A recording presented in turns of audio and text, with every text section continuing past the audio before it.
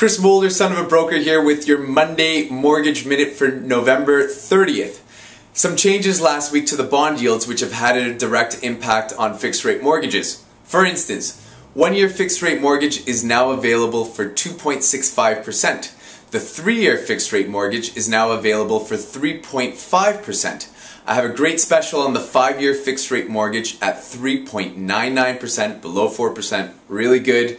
If not, the standard rate on fixed 5-year money has come down to about 4.09%. Some lenders are still lingering at that 4.19% mark, but I have no doubt that this week they will come down. On the variable side of things, you're looking at prime minus 0.1 for both the 3 and the 5-year variable rate mortgage. And as I mentioned last week, I have a really great special on the 3-year variable available at prime minus a quarter, prime minus 0.25, effective rate 2%.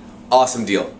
Now, if you want to get in touch with me, email me. If you have any questions, you have my contact details below. I'll be looking forward to hearing from you. Chris Mulder, son of a broker, thanks for joining me today.